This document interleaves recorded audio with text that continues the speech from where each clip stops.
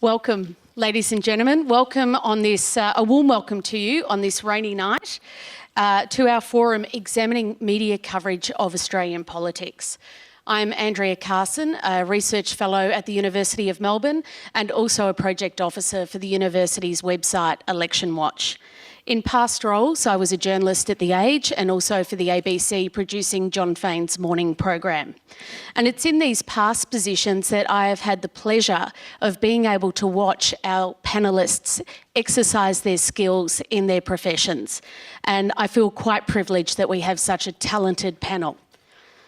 I also think that it is important that we're able to have such talented people speak to important issues that represent the health of our democracy, and that is how our media covers politics. For my part, I am anticipating that the words of the former Prime Minister of Britain, Harold Wilson, might ring true, and that is that the relationship between journalists and politicians is by necessity difficult. He said it's as it should be. Before I hand over to our moderator, Michael Rowland, who many of you will know in his hosting role with the ABC Mornings program, the breakfast program, I wish to acknowledge the traditional owners of this land, the Wurundjeri people of the Kulin Nation, and pay our respects to their elders and their families. I would also like to take a moment to thank Professor Helen Sullivan of the School of Government and also to Mark Baker, the President of the Melbourne Press Club. It's because of these individuals that this public forum was possible. A special thanks also to our resident cartoonist, Wes Mountain, who has done some fine work for us. He's also a journalism student at the university. So with no further delay, I would like to introduce you to a very accomplished journalist and broadcaster, Michael Rowland. Michael has worked in many reporting roles, including as the Washington correspondent for the ABC.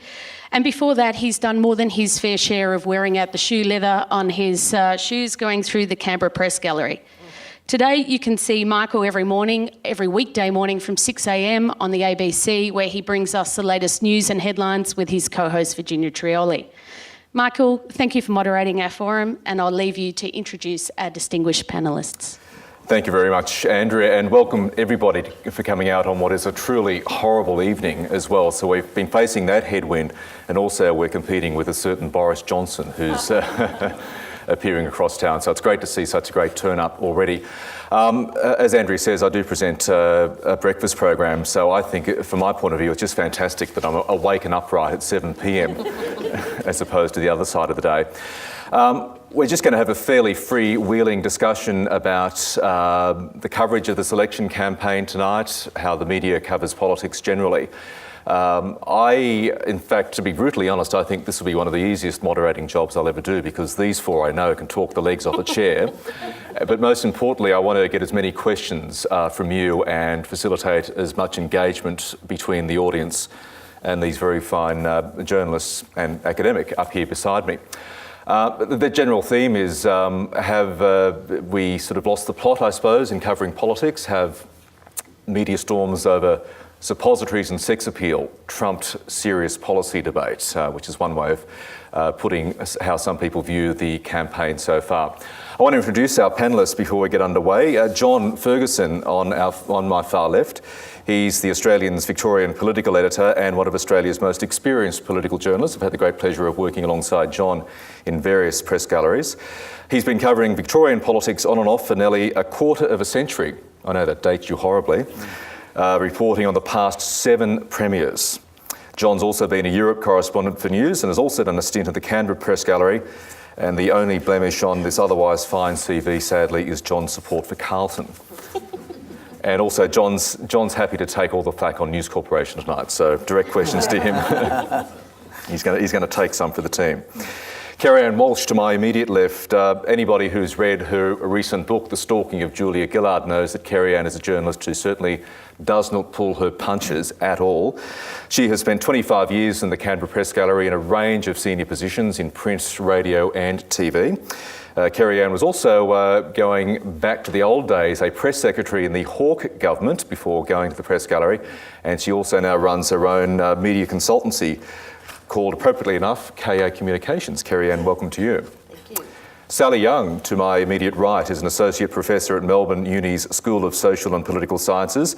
She's also the Research Director at the very fine Election Watch for the School of Government. If you haven't looked up Election Watch online, do yourself a favour. It is a very good site monitoring everything that's going on with this election campaign. Sally researches political campaigns, including the media reporting of politics, so she's the perfect guest to be up here tonight. She's also a frequent media commentator and may be very soon, in the not-too-distant future, appearing on a certain breakfast TV program. News to me. News to me. Happy to, though. Didn't you get the memo about the 6 a.m. appearance tomorrow? Oh, right. Okay, I'll have to check that. And so welcome to you. And on my far right, Michael Gordon. Michael, welcome. Michael is the political editor at The Age and one of the country's most insightful political observers. Also, I've had the great pleasure of working alongside Michael in Canberra many years ago. He's been writing for The Age for more than 20 years, mostly about politics, but he's also served as the paper's Saturday editor, sports editor, and most enjoyably, I think, surf writer over the years. Michael is a Walkley Award winner, and in 2005 he won the Melbourne Press Club's Graham Perkin Award for Journalist of the Year. Please give all of our panellists a very warm welcome. As I said, I want to keep my questions to a minimum and want to facilitate as much discussion with you, but I'll kick off proceedings tonight by, I suppose, asking what is a pretty much obvious question, and I'll start with you, John. How do you believe this election campaign, or in fact the last couple of election campaigns, have differed from the ones you've covered over the years? I think the pace is just getting dramatically quicker, and I was talking to Michael before, probably the main thing is I think there's less of a need to be with the leaders because it's all pretty much, the visual is on your TV screen on your desk. I think the 24-hour cycle has obviously changed things dramatically, and also I think it's obvious that some outlets there's pressure on resources, and so we've probably seen a little bit of a lesser focus on policy, but there's still a lot of it. I mean, if you read some papers and some websites, there's a lot of policy out there. So if you want to find it, you can. But that's probably mine. Yep. Kerry-Anne? Well, I'm not covering it, but I'm doing some commentary on it and I'm following it.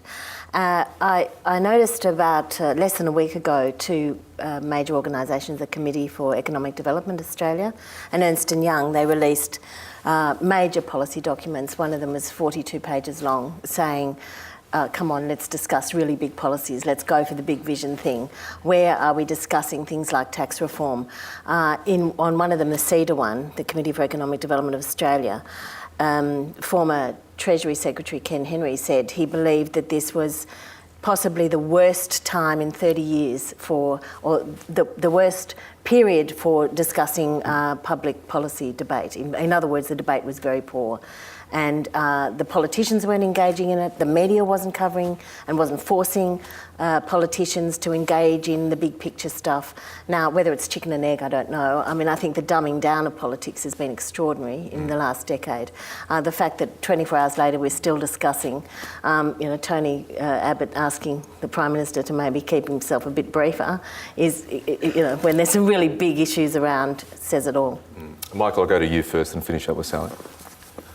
Well, I'd agree with pretty well all of that. I think on one level you can only cover what is happening, and if the offerings from both sides are minimalist, then it's up to you do your best to say, well, what are the issues, and you devote space to them. But it is very difficult and frustrating if neither side is, for instance, looking at what these big commitments on disability care and Gonski in the forward estimates, beyond that 4-year budget period, it's there's a massive challenge for either side of politics to get anywhere near a surplus, and yet it is even getting Joe Hockey to say how they're going to fund the parental leave scheme is a massive challenge. So on one level, your primary duty is to cover what both sides are doing, and in fact and the minor parties. But you've got to balance that with trying to, to the extent, set the agenda on what the issues that you think are important. So it's difficult, and then throw in the 24-hour news cycle and the expectation of filing for online, tweeting. It's different, and but this campaign, you'd have to say, hasn't been very uplifting. Sally? For me, I think one of the most interesting things is this growing division between the very interested in politics, people like yourselves who will come out to a forum like this, who have got access to 24-hour news channels.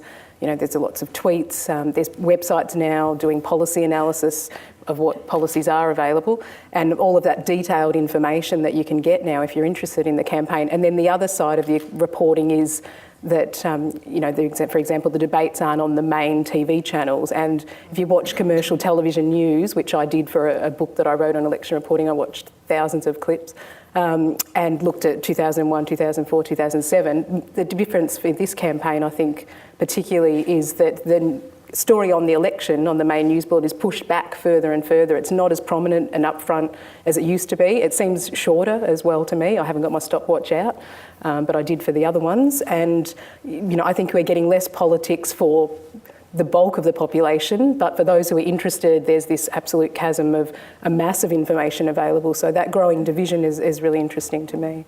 Just picking up on that, I noticed the Herald Sun this morning. It's far from a scientific survey, but the first 4 or 5 pages were devoted to football, Essendon, albeit a very big story in this town.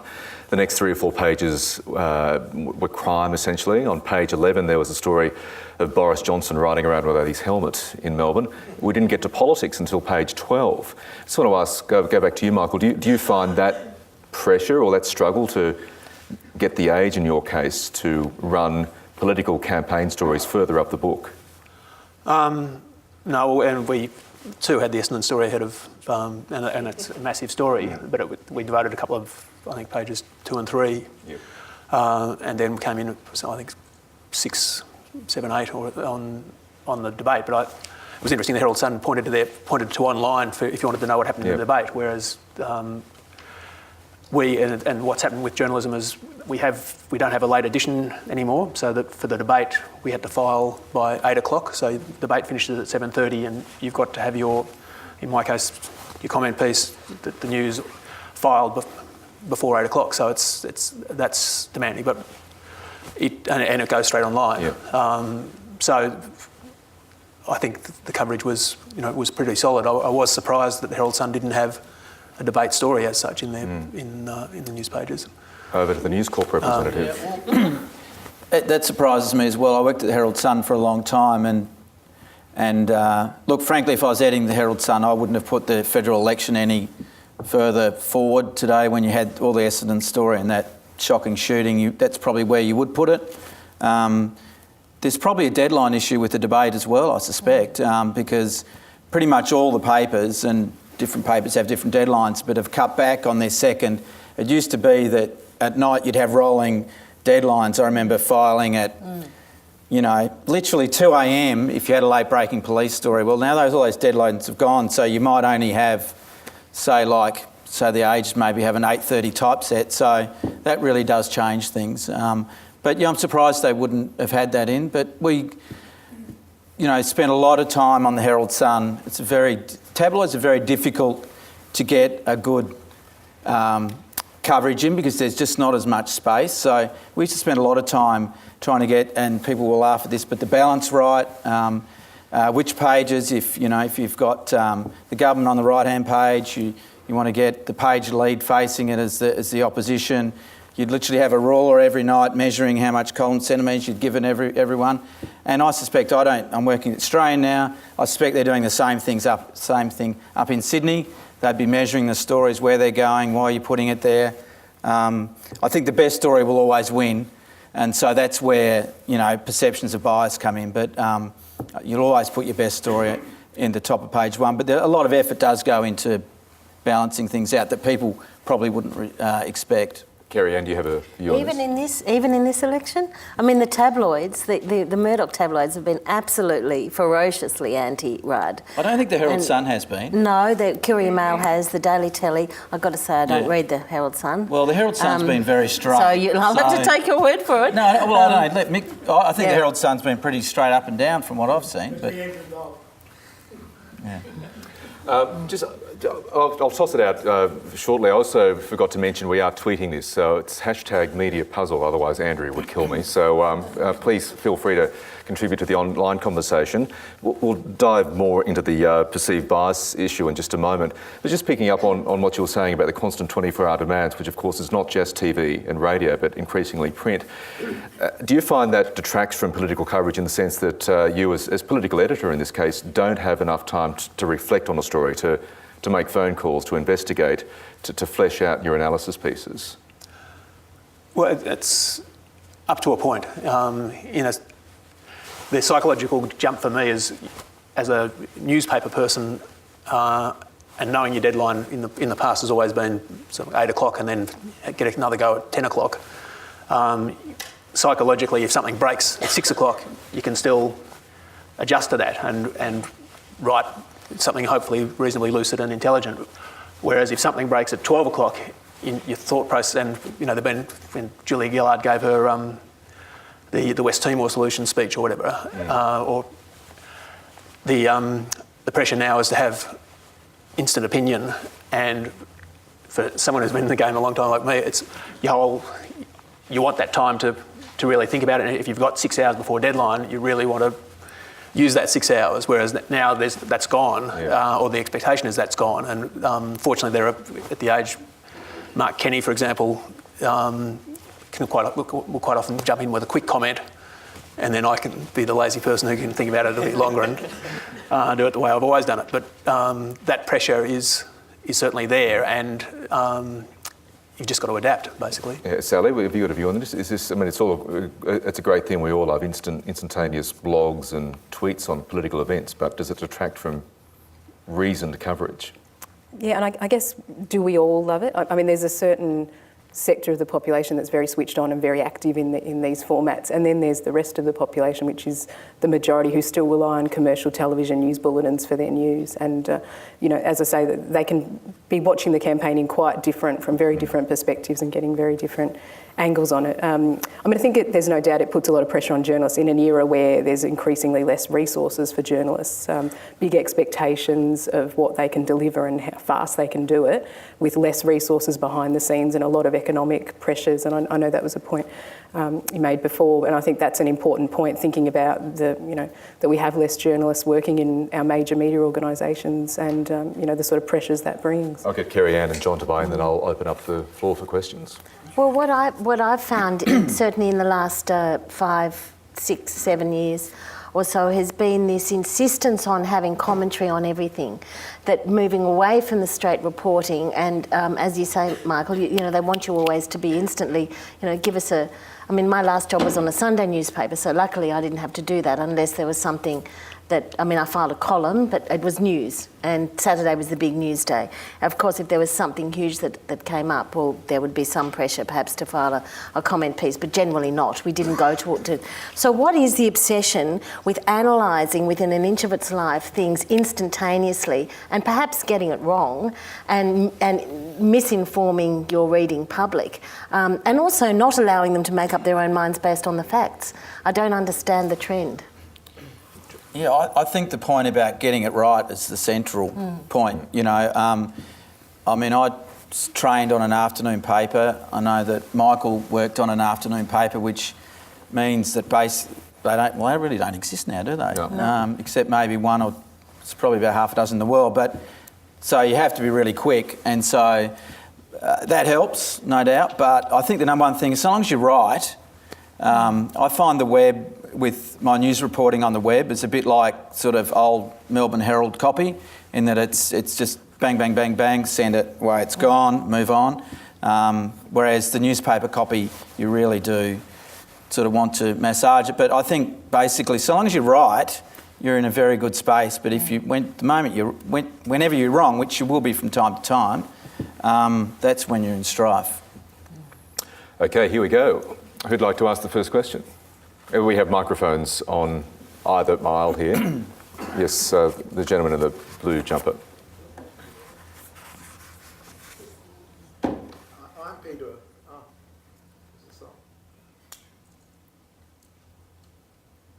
I'm Peter Breuer, and I'd like to ask this question. It seems to me that the ABC is actually merging into the print media, and we're seeing a big merging of the media methods. Is there a better chance that the ABC will be broken up under Rudd or under the other fellow? I'm the one asking questions here. If I knew the answer to that, I wouldn't be sitting here, so I honestly don't know. Can I really ask the real question that I wanted to ask you? There's a proposal currently to extend the Hume Highway to Tasmania. The only difference is that it'll use ferries, and the cost of the ferries for people and freight will be the same cost as travelling on a road. It's the only gap in the national transport network. I know for certain that $400 million is going to be committed by Palmer to that link to make it truly part of the highway system. I know that Tony Abbott has only a few days ago agreed to a Productivity Commission and an ACCC hearing that will be completed in 60 days. That's remarkable. Have you got a question on how this has been covered? About 60 days, and he's suggesting that it be looked at for the equitable aspects of this link, because the link is a disaster for Tasmania, and it's not very good for Victoria. But there's an issue that really affects ordinary people. It's access to our country. Has it ever been covered in Victoria? You're all experts in that area. Maybe John, as the Victorian editor, might have an idea. I mean, if it's going to happen, it's a story. So give me a call tomorrow. Like if a story like that, if it's valid and it's real, we'll get covered. Okay. Well, give me a call tomorrow. Seek him out later. Next question. Question in relation to News Limited. You say that News Limited presents, and has always presented, a balanced picture. Now, Sally Young has pointed to the fact that there are a lot of people in this election who are taking a different look at things, and I myself am very aware that if you use the internet, you get a lot more in-depth information, and particularly in relation to an internet site, The Conversation, where university academics are given the opportunity to write and to check facts in some cases. The article on that site about Murdoch that appeared yesterday, I think, or the day before, by McKnight, I think his name is, pointed out that from the start, Murdoch is in his office advising his editors around the world on what to do next. From the start of the current Parliament, he spoke to Mr. Abbott and decided that his newspapers were going to back Mr. Abbott and were going to try and destroy Julia Gillard. Can we just get to the question? The article pointed out. So you got a question about this was part of a long how much influence Rupert Murdoch. I'll get John to buy in on that. Of his interference. Yeah, What's your comment on that? Is he telling lies, or is it just that the Australian and News Limited have a very strong lying I get it. performance? I get what you're saying. I haven't read the piece, so it's pretty hard for me to comment directly, but the idea that Rupert's sitting in New York and ringing around every editor in Australia, or indeed his global empire, is ridiculous. The article had a person who had sat with him to write a book and said that was exactly what he was doing during the period exactly. So this is Michael. The article which is there. Right. Okay. I get what you're saying. This is, I think, Michael Wolf's book. Is it? I mean, he absolutely loathes Rupert. And in fact, some of the stuff he writes about him is just appalling. It's not that book at all, it's another person. Yes. Well, there's only one book. But anyway, so your point is, no, I disagree completely with what your question. Next question. It's untrue. Yep. It's untrue. All right, you better see the person right there. Yeah. First of all, I have to say that very often I start my day with watching ABC 24 in the morning and see you, Michael. But yet I find that even on what we might call in Australia highbrow news, the ABC and the SBS, the political discourse is rather narrow. Even if you watch Q&A, it's very narrow. Very seldom do we hear voices like Noam Chomsky or John Pilger, who's an Australian, voicing their opinions. And so I'm reminded of a book written some time ago by Edward Herman and Noam Chomsky about the mass media manufacturing consent.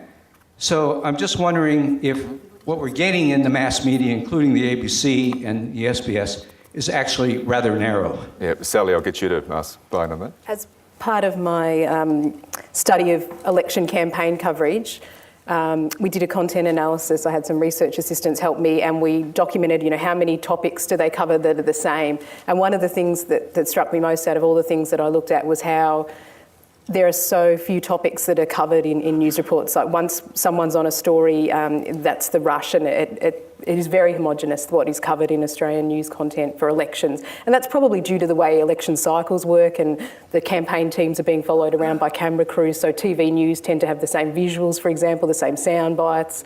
They focus on the same topics because they're at the same event, and that's what's shown on TV news, for example. But even the newspapers, we'd expect more sort of breadth and range of topics. Often that isn't there, and that could be part of the pressures we were talking about before.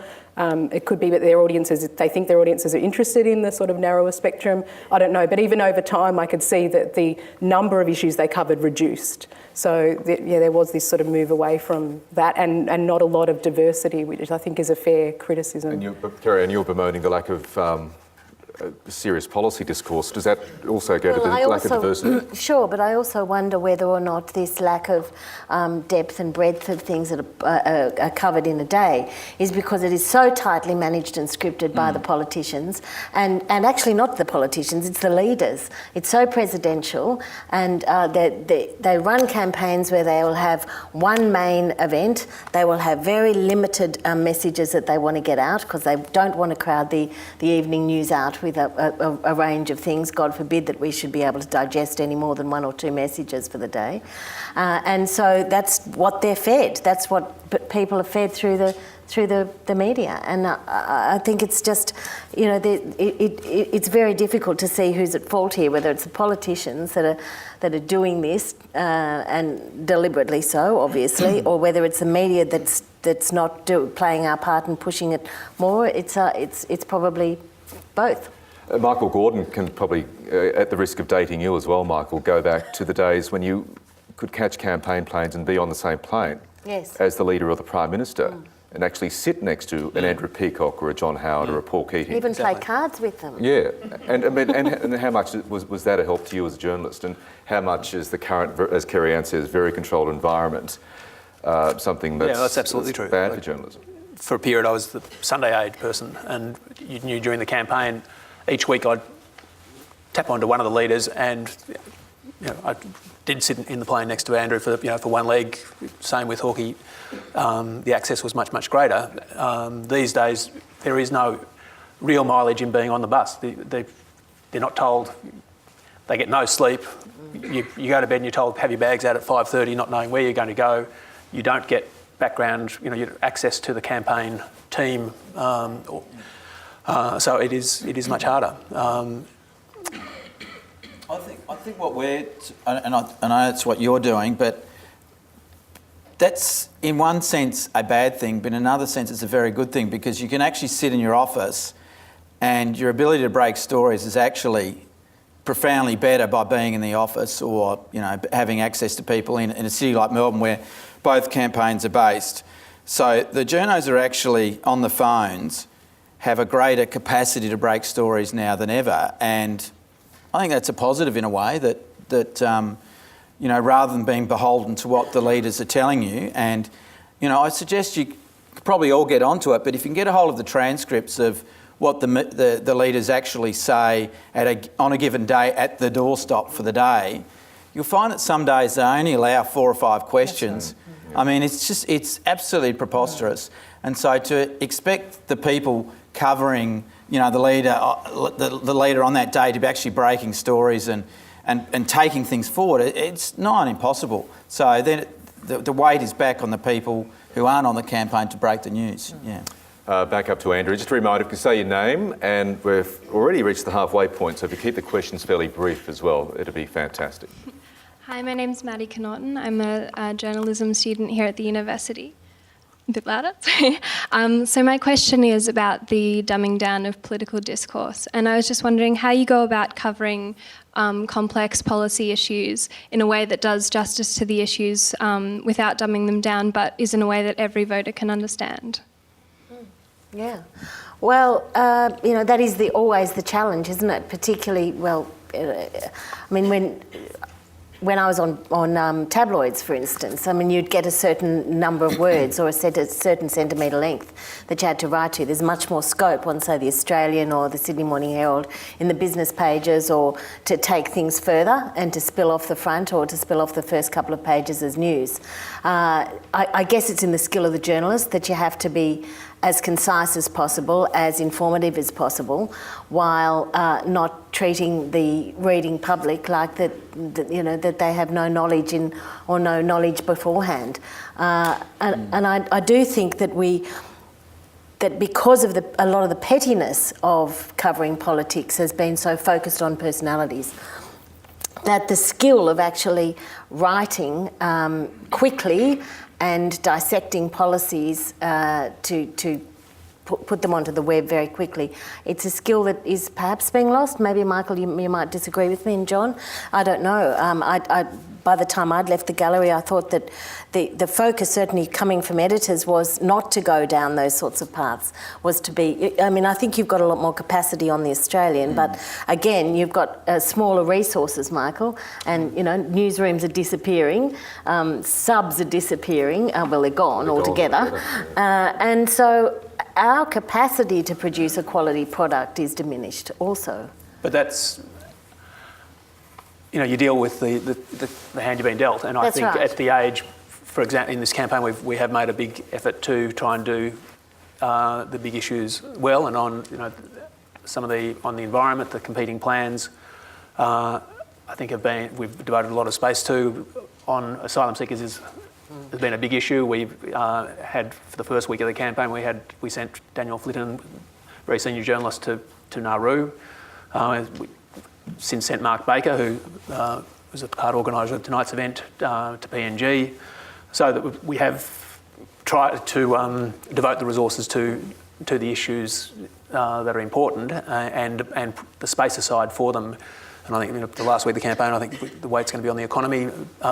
So we are trying to, independent of the campaign and their schedule of set-piece events, try to say, well, what are in the space of 5 weeks, let's pick 5 big issues and try and do them justice, both in the online space. But it is hard with fewer resources, and that requires choices to be made. Sally, based on the studies, research you've done, is there an appetite out there for this serious There policy? is, but it's always been very small, and that's the honest, brutal truth of it. When you add up the sort of news audiences for what you might call the elite, broadsheet news or public broadcasting news and current affairs programs, it's very small. And I tried to do an estimate of what that audience is, and I figured it's somewhere between, depending on how you define a political junkie, which I tried to do, someone who's a political tragic who always looks at the coverage, it's probably 0.5% of the population.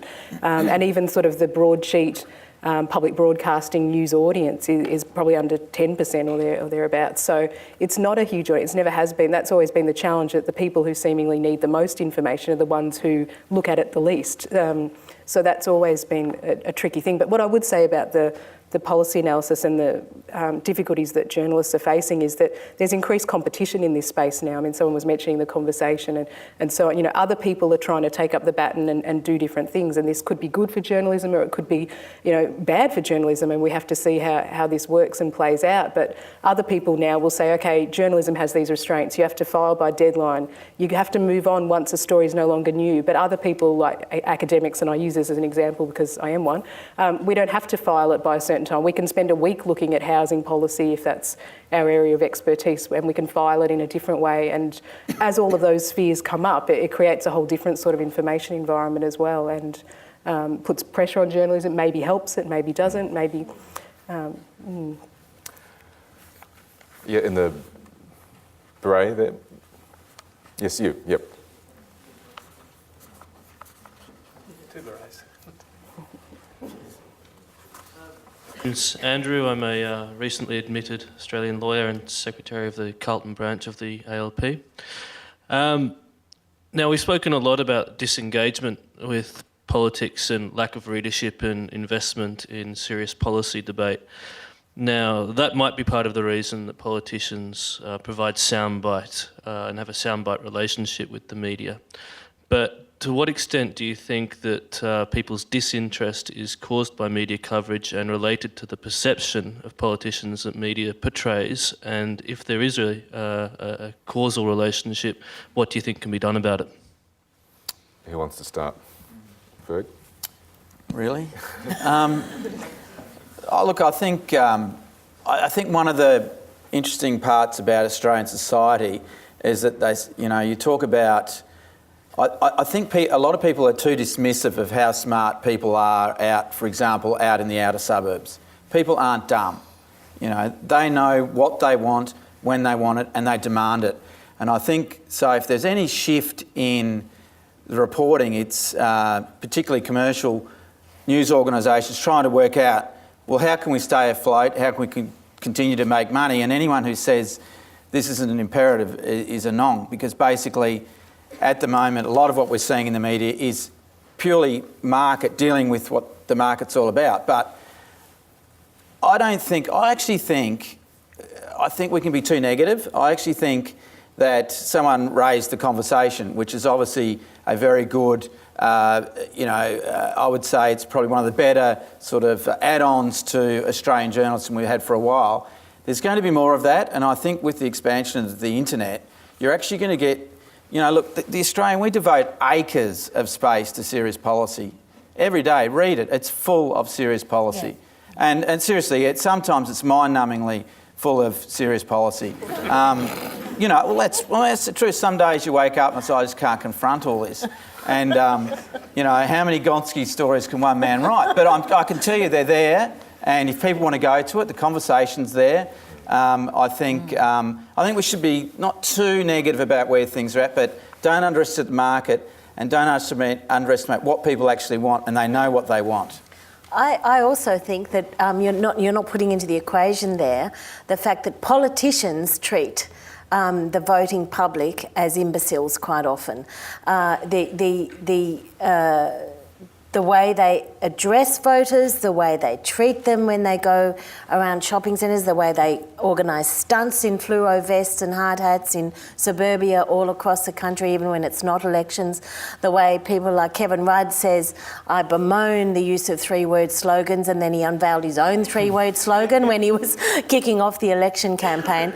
All this sort of thing treats voters as if they're fools. And so they have a lot to answer for.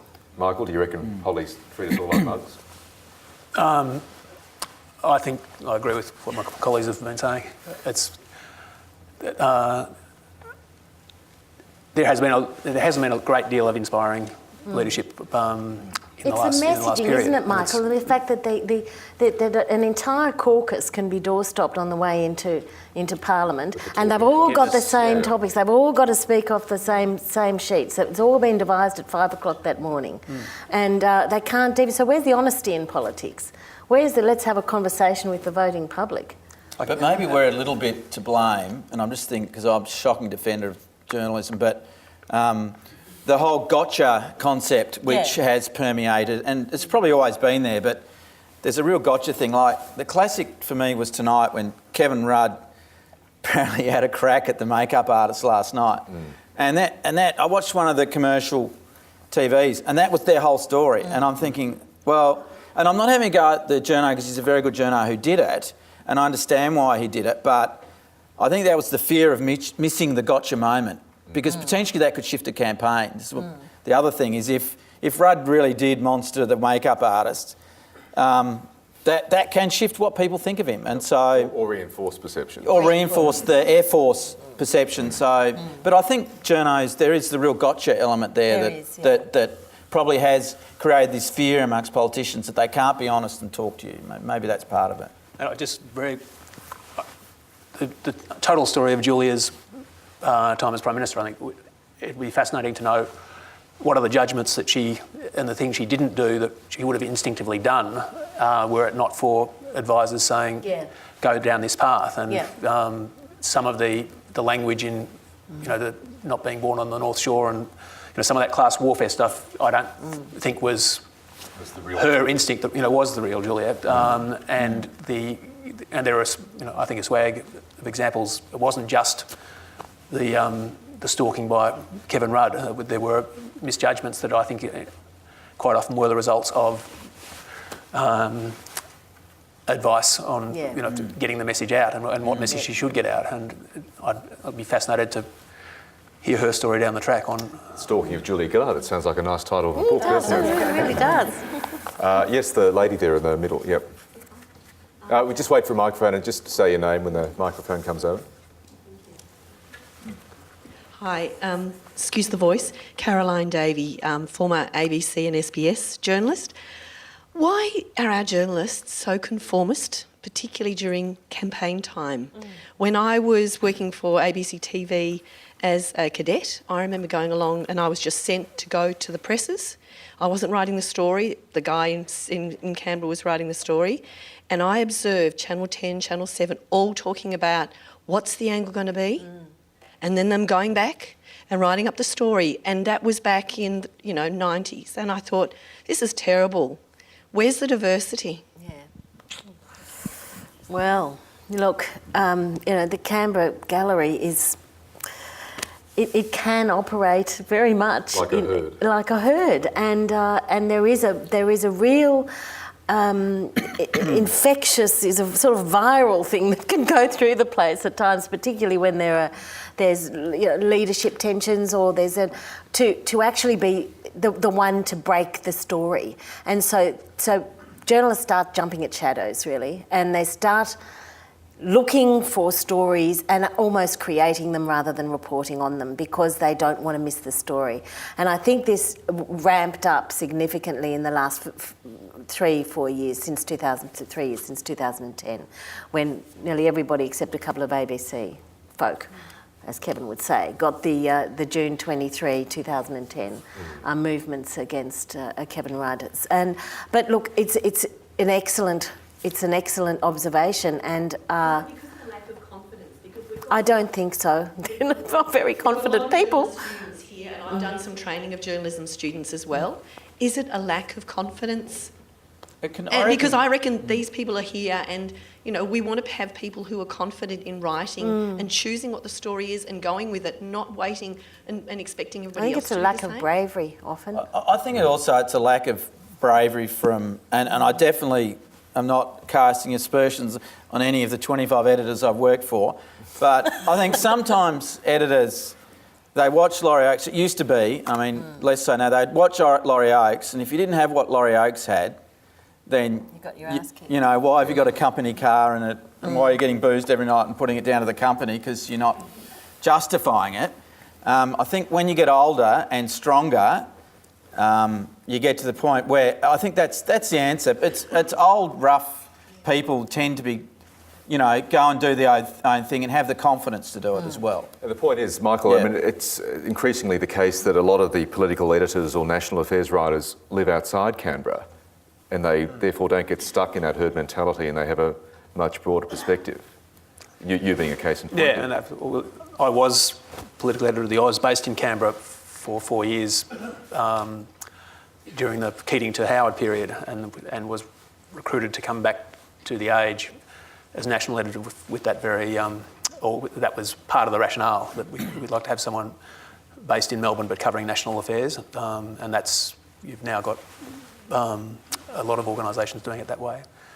Like the gallery is, on one level, it's an incredibly competitive environment, but the problem is that too much of the focus is on it's leadership, election dates, budget, are sort of the three topics where it's a badge of honour to call it first. And unfortunately, in recent years, where there's been so much leadership instability on both sides, it's been somewhat devalued. And so that, back when Paul was stalking Hawkey or whatever, those leaks were, or those stories seem to be much more highly valued, because, if you go back on a swag of the colleagues who predicted, and Kerry-Anne's chronicled a fair bit of it, if the challenge is going to happen next month, and it doesn't happen, but one day it's going to happen, and you'll say, "Oh, well, I called it." I actually said that. I predicted that. But I, for the journalists, I remember as a young journalist being told, started on the industrial round, and I was writing 3 stories a day or whatever, and I think it was Peter Smark who said, "Mate, the wood for the trees," and for the to try to look where is the weight, where is that's the challenge, and to not do the pedestrian. And I think for the rising ones, there's great a great challenge there and a great opportunity. Sally, do you have a view on this? I think it's always interesting the way there's a sort of narrative in reporting election campaign. The Prime Minister drives to see the Governor-General, that's the beginning. Then you've got the middle where the leaders go around the country and campaign. Then you've got the end of, it's polling day and the victory or concession speeches that night, and that's it. But there's never any, what's this actually about? There's thousands of candidates contesting the election. Health policy, if we use that as an example, okay, so Abbott launches a health policy and you go and look at that and you look at the policy, but what did he say last time? How does it compare internationally? Are you going to talk to people out in the hospitals? Are you going to look at statistics about how health policy has changed? It's a really unusual way to think about elections, as if they're just this little period unattached from the rest of sort of political life. But that's the way it's sort of conceived, and I can see that it's difficult to go outside of that. But I think one of the things as well in Australian journalism that's different from internationally is that we have a lot less voices in news reports, so there's usually a lot less asking other people. It might be health experts or someone in hospital systems or a health lobby group. Or our stories tend to not have as many sources in them. A number of studies have shown that. So that's another thing about getting more voices in, getting different perspectives that could be done, but maybe again relates to sort of pressures of journalism. You just seem to get the 2 major party sides and that's done. Okay, maybe this side of the room. Yes, the lady at the front here. Yep. I'm Liz, I work at the university. I was just wondering, there have been some studies that have shown civic disengagement, political disengagement amongst voters. I'm wondering, with so many new channels, what kind of impetus is it going to take for the media to recognise their role in engaging their audience and tackling politicians on their reluctance to be transparent? What's it going to take in the long term to make sure that the political debate continues? John, what is it going to take? Oh, look, I think, sleep soundly knowing that we spend our entire lives trying to make them transparent. It's a killer question in a way.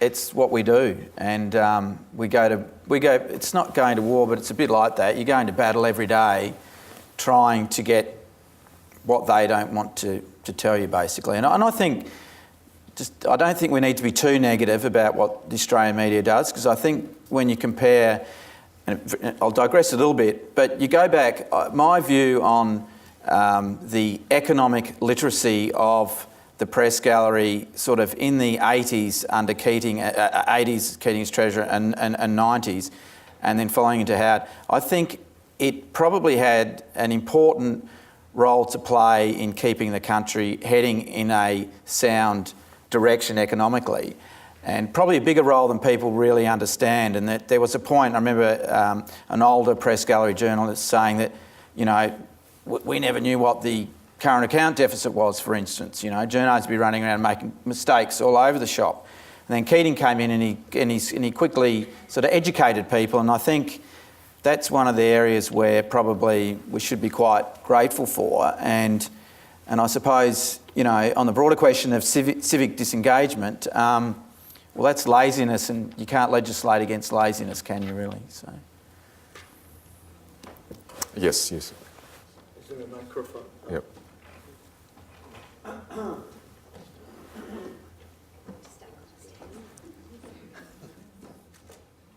Thanks.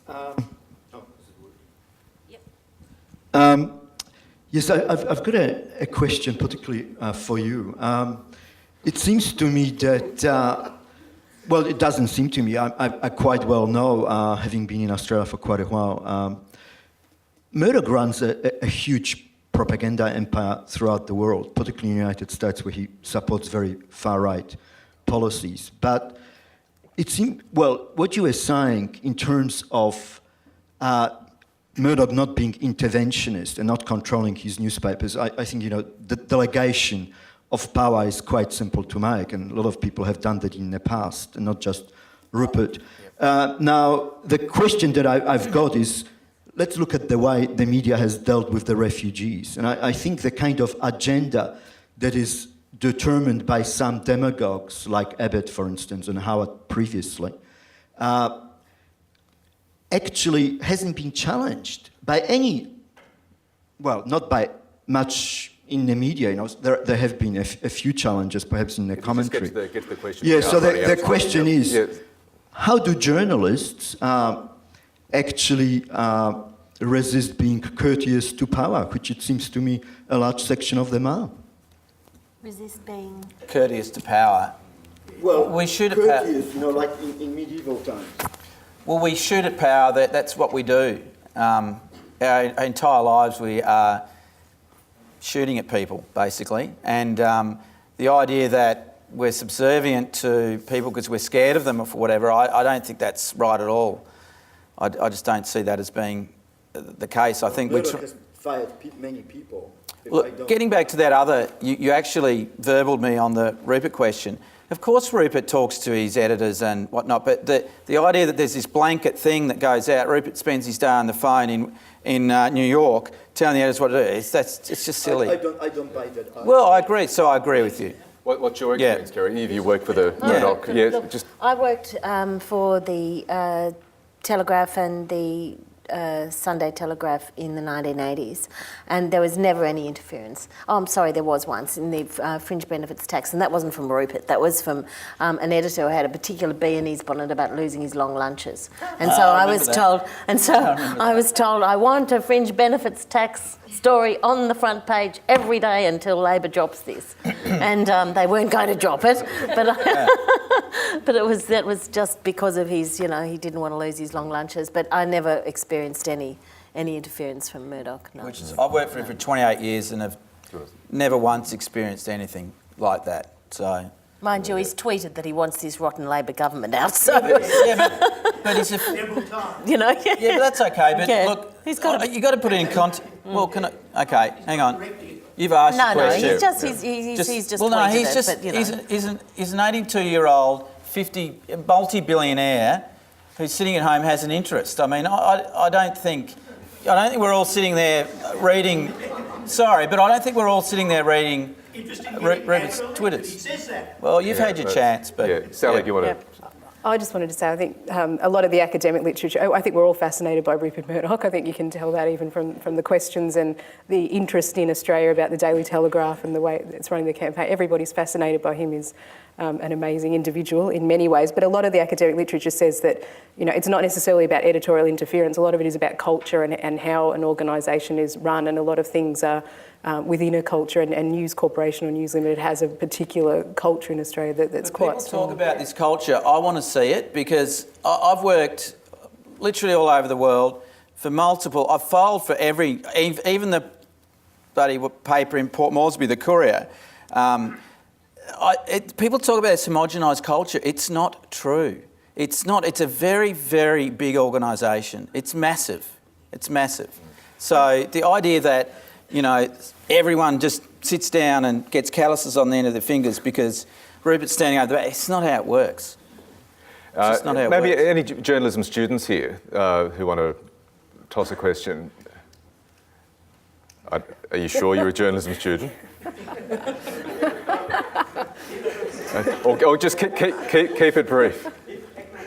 We've got a microphone over here. And just, we've got about 15 minutes to go, so if you keep it to about 60 seconds, it'll be fantastic.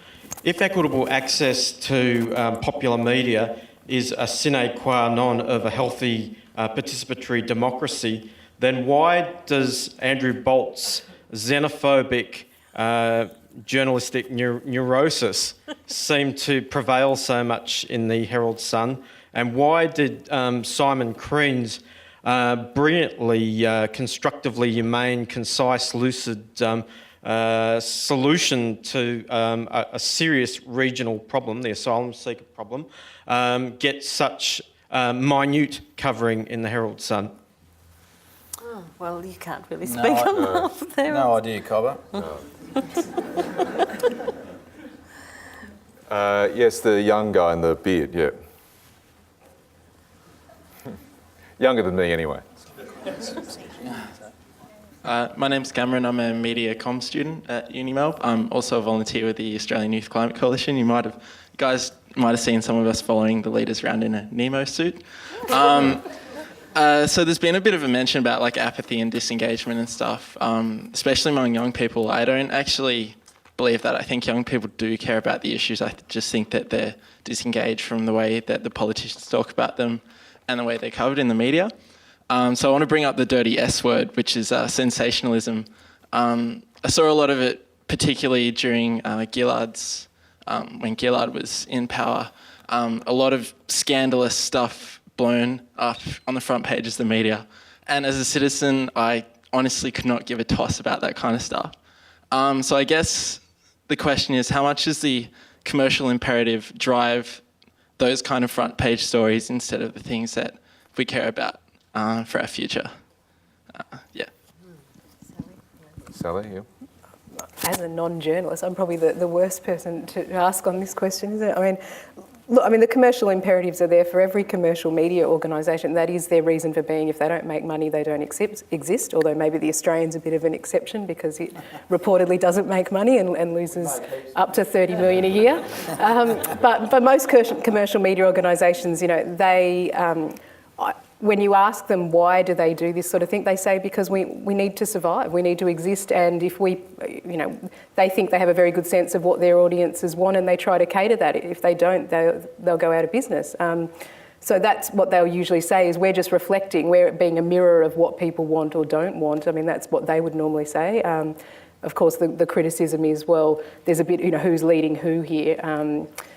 And you could try different things and you could experiment, but commercially that's not always done, which comes back to that thing of conformism and conservatism in reporting. Just on that, and I'll go to Michael, I find the Age printed product and the Age website are two vastly different things. You'll often get a lot of, for want of a better word, sensational items on the front page of the Age website, obviously as a way of getting eyeballs in to attract advertising, and off it goes. Do you find that imperative at work in the Age?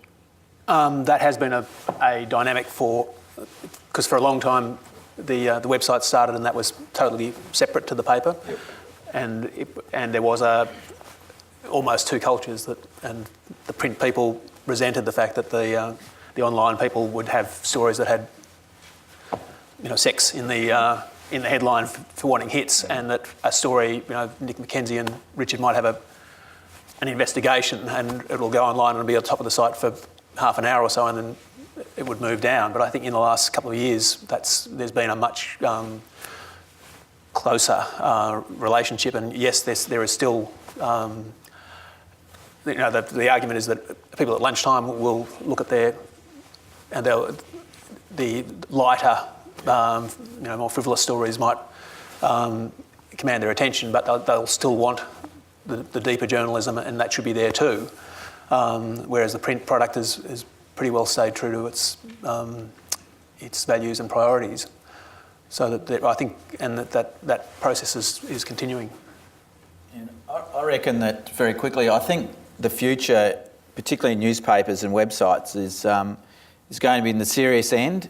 I think that we're having an interesting battle at the moment with the internet, but we're pretty heartened at the odds that we've got over 50,000 paying subscribers online now, and it's just going. It's not. wouldn't say it's going through the roof, but there are a lot of people out there that are in the market and interested. And I suspect people will pay for serious, detailed analysis, reportage and commentary. And I think that's where the future's going to be, because there's so much trash on the internet that why would you pay for something that you can pick up anywhere else? The woman over in the far corner there with the glasses, yeah.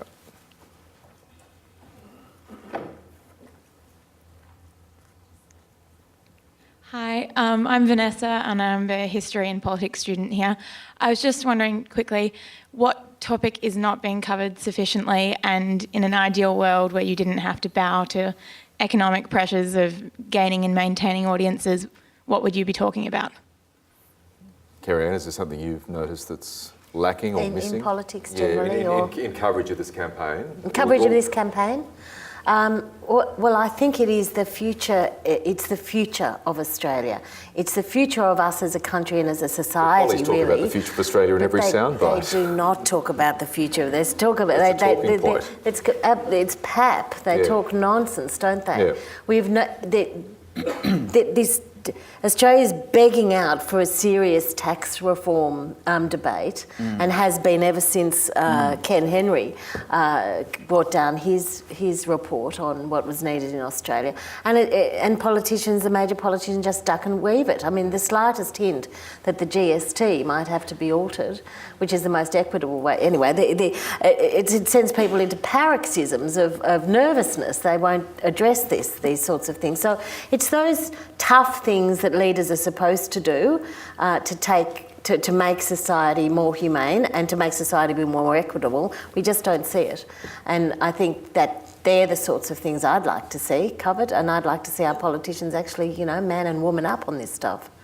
And I'd like to see, I think the big stinking fish in the bin is I don't think what's being offered is affordable. I think our budget's in a lot of difficulty, and I think Tony Abbott has some serious credibility issues on the amount of money he's promising, and I think Labor has some serious questions to answer about exactly where the budget is, because I think that's what's going to drive the debate for the next probably 5 years. Yeah, just quickly. Mine would be how Australia is going to cope with an ageing population, which doesn't sound like a very sexy topic. But when you see the figures about what's about to happen to Australian society, and young people should be very concerned about, the proportion of people who are earning an income versus those who aren't, how that's going to all impact with all of this revenue base issues is actually really frightening, let alone all the resources that are going to be needed, like nursing home and home care and health and all the implications it has. When you read about that, it's almost truly frightening that it isn't being addressed as a comprehensive sort of package of how we're going to cope with this. It's a massive issue that's only around the corner. Homelessness and mental health, that were two big issues in previous elections that weren't really followed through. How does that? Sorry, the greenhouse. What happened to climate change? That's sort of... It's not the great moral challenge of our time. It was the big thing that... This is where Rudd's credibility just drives me nuts. It was the biggest thing. It was bigger than everything. You don't hear it. No. It's just not mentioned, is it? No. That's right. Yes, the gentleman there in the... Yeah, you sir, the white beard. There is a late line debate tonight on... 7:30 debate, I think, on climate change. Yeah, we're all missing all of it. We've missed it. IQ. Too late. Oh, yeah, IQ, website. Yep. If you'd been in Surrey Hills last week, you would have been with 300 of those people talking about climate change, and Josh Frydenberg, Anna Burke and Janet Rice, but you guys probably don't ever get the chance to meet those three. My question is really about the blurring between commentary and news writing. And I wonder how you guys in the media, that's women too, do you ever worry about credibility? Because when I read the word balance, I just smile. And when I see the Age be instrumental in getting rid of one Prime Minister, and Murdoch, hey, it's just ingenuous to suggest that Murdoch doesn't influence his editors. Of course he does. And is clearly trying to get rid of this Prime Minister. How do you... Don't tell me again that there's not crossover between commentary and news writing, because I just find that incredible. Well, how do you deal with that? Yeah, no. Well, I think what you say is absolutely right. So I think there is a lot of, and it's happened over time, and it's probably something that, as an industry, we need to sort of address more. That it does creep in, and it's all over the shop. It's almost a big characteristic of Australian journalism now, and it's not just in one sort of media outlet or one newspaper or one TV station. It's everywhere, and yeah, I think I've commented too much in news, definitely. So it's like being at AA sitting up here, isn't it? So what did you think of that? It was the Daily Telegraph headline, toss these bozos out. I'm paraphrasing. It was something like that. What did I personally think? In that blurring of editorial and... Look, Paul Whittaker hired me, so I love the man. He's a great man. Would I have done it myself? I personally wouldn't have done it, but then on the same day, the Fin Review did exactly the same thing in a sort of broadsheet tabloid way. I reckon editorials are... actually editorialised to get rid of a sitting Prime Minister. I mean, that was without even an election in sight. I mean, that was an extraordinary thing. It might be helpful to say what happened in that case, because I'm political editor. I write commentary, and notionally, and commentary is tagged as either comment or analysis. Yes, there is interpretation in news stories, but I was not consulted about that decision. The editorial is written by, there's a group of 3 leader writers who have a conference with the editor each day, and they, on that week, the opinion editor had a conference with the editor and said what issues are going. This is issues on the go, and they came to this. The editor-in-chief came to this decision. The leader was written, and the first I knew of it was at midday on Friday, after having had a conversation with the Prime Minister. On one level, that's quite healthy in that, and day to day, it's far better for those who are covering politics not to be aware of the, what is the editorial line, because that's in that spot marked in the paper, and it's not the proprietor's view, it's the editor-in-chief's view. And in the past, there have been other occasions where the Age, in an editorial, has asked, said the best thing is for a leader to step down.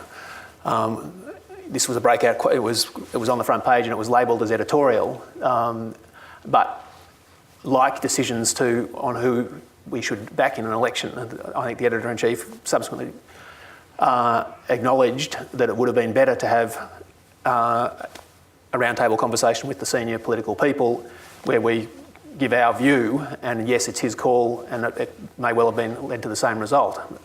And that sort of process will take place before we decide who we back on September 7. So that's the process, and it is, there is something to be said for it, even though I think it shocked a lot of Age readers and it shocked a number of people on the editorial floor. But it was done, that's the way it was done. Sally. Driven by the desire to be always adversarial. I'm intrigued by the title, a 2-horse race. This is a pretty flat election, but if it was a jumps race, then we'd have the opportunity to put both of them down, I guess. But, that seems to me to be so inherent in the media that it's got to be this or that person against that party against that. And that seems to drive most of what you write. Yep. I was going to say on the blending of commentary and news, I think that's a style that's probably here to stay. And in some ways, I don't always find that a bad thing, because the old style of reporting that was almost like a transcript, he said this, she said that, here's the verbatim speech the Prime Minister made. I want to know if a journalist knows something's rubbish. I want them, if they're not, going to report, he said this, she said that, if they know one of them's lying, I want them to tell me, and I want to know what they think. I might not agree with them. I might want to see other views balance it out or give me something else to think about. But yeah, in some ways I'm not You know, I think the commentary stuff is usually the most interesting bit of a lot of things. You know, breaking news tells you what happened, and then I want to know what people who know a lot about this think about it. So I have a sort of different view about. Sometimes I think that's the most insightful bits that you get. But I do think that there's a selective use of. I think that more and more commentators selectively interpret. And I think that that's flawed. I think there is, I totally agree with John that we do have to look at ourselves as journalists and look at the way we're writing news, look at the way we're writing commentary, looking at the way we actually skew news if we've got a certain... I mean, when you have journalists writing news and right next to them is commentary which is absolutely excoriating of one particular leader or political party, can you trust that they are presented a fair and balanced account in their news reporting? I do think it's a real issue and I think we should be looking at it as journalists. Well, as Kevin Rudd would say, folks, time is up, sadly, and I've got to go to bed. So can you thank our panellists, John, Kerry-Anne, Sally and Michael?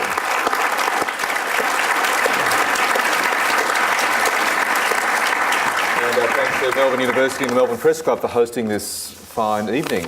Have a great night. Over to you, Andrea. And please join me in thanking Michael Rowland, who is being very modest. He does have to get up incredibly early, and all our panellists have dedicated their time during a very busy time in their professional lives to come and join us tonight. And I think it's shown the value in taking a moment during a frenetic election campaign to look at the detail and get beyond the headlines and the spin. So thank you very much, panellists, for joining us. And also thank you to the audience for coming out and asking such interesting questions, especially on a cold night when there's other things that would probably be more comfortable to do. But it's a credit to you for coming out. Thank you.